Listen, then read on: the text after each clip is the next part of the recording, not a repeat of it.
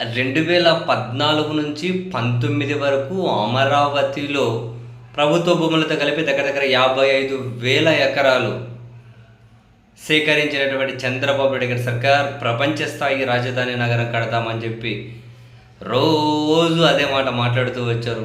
తీరా 5 ఏళ్లలో అసలు ఒక అడుగ్గాని గట్టిగా ముందుకు పడలే. సీన్ కట్ చేస్తే ఇప్పుడు మళ్ళీ రెండోసారి విభజిత ఆంధ్రప్రదేశ్కు ముఖ్యమంత్రి అయిన తర్వాత చంద్రబాబు నాయుడు గారు ఒకప్పుడు ఏ పరిధిలో అయితే ప్రపంచ స్థాయి రాజధాని కడతామన్నారో ఇప్పుడేమో అన్ని వేల ఎకరాల్లోనే కడితే మున్సిపాలిటీగా మిగిలిపోతుంది కాబట్టి రెండో విడత భూములు సేకరించాల్సిందే అని చెప్పి నిర్ణయం తీసుకున్నారు. రెండో విడత భూములు సేకరిస్తామని. దీని మీద అక్కడ వాళ్ళ నుంచి తీవ్ర వ్యతిరేకత కనిపిస్తూ ఉంది. ఆ వ్యతిరేకత మీద స్పందించిన గౌరవ ముఖ్యమంత్రి ఇంతకుముందు బలవంతంగా ఏమీ భూములు తీసుకోము, ఇష్టపడి ఇస్తేనే తీసుకుంటాము అన్నారు. ఆ సీన్ కట్ చేస్తే ఈరోజు ఆంధ్రప్రదేశ్ క్యాబినెట్ ఒక కీలక నిర్ణయం తీసుకుందట. ఆ నిర్ణయం ఏంటంట, రాజధాని అమరావతికి భూసేకరణ విషయంలో క్యాబినెట్ కీలక నిర్ణయం తీసుకుంది. ల్యాండ్ పూలింగ్ ద్వారా ఇవ్వని భూములను భూసేకరణ ద్వారా తీసుకునేందుకు ఆమోదం తెలిపింది. ల్యాండ్ పూలింగ్ ద్వారా ఇవ్వని భూములను భూసేకరణ ద్వారా తీసుకునేందుకు ఆమోదం తెలిపింది. అంటే వాళ్ళ పత్రికల్లో చదివిన డిజిటల్ ప్లాట్ఫామ్ మీద చాలా అందంగా రాసుకుంటూ వచ్చారు. దీన్ని మన భాషలో చెప్పాలి, అందరికీ అర్థమయ్యే భాషలో చెప్పాలి అంటే మీకంతకు మీరు ఇష్టపడి భూములు ఇస్తే ఓకే, ఇవ్వకుండా బలవంతంగా లాక్కుంటాం.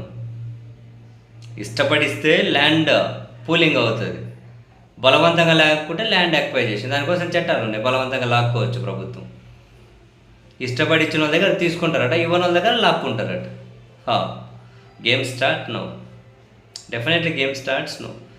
ఈ అమరావతి పరిధిలో అయితే పూలేశారో అదే అమరావతి పరిధిలో ఇప్పుడు ఎలా స్పందిస్తారో వాళ్ళన్నది ఇంట్రెస్టింగ్ చూడాలి. 44,676 ఎకరాలు రెండో విడత సేకరించాలి అని చెప్పి టార్గెట్ అట. ఎక్కడెక్కడ? తూళ్ళూరు మండలం హరిచంద్రాపురం, వడ్లమాను, పెద్దపరిమి, ఇక్కడ 10,000 ఎకరాల వరకు. అమరావతి మండలం వైకుంఠపురం, ఎండ్రాయి, కార్లపూడి, మెత్తడాక, నిడముక్కల, ఇక్కడ ఒక 12,500 ఎకరాల వరకు. తాడికొండ మండలం తాడికొండ, కంతేరు, ఇక్కడ ఒక 16,500 ఎకరాల వరకు. మంగళగిరి మండలం కాజాలో ఇక్కడ ఒక 4,500 ఎకరాల వరకు సేకరించాలి అని. బలవంతం లేకుండా భూములు తీసుకుంటామని చెప్పిన దగ్గర నుంచి మీరు ఇవ్వకపోతే బలవంతంగా లాక్కుంటామనే వరకు వచ్చారు. ఇప్పుడు అమరావతి పరిధిలో ఉన్నోళ్ళు ఇప్పుడు చూడాలి వాళ్ళను. ఏంటి మీ స్పందన ఏంటి? ఎలా ఏమంటారు? వ్యతిరేకిస్తూ ఉన్నారు. ఇప్పుడు క్యాబినెట్ నిర్ణయం తీసుకుంది కదా, ఇప్పుడు ఎట్లా స్పందిస్తారో చూడాలి.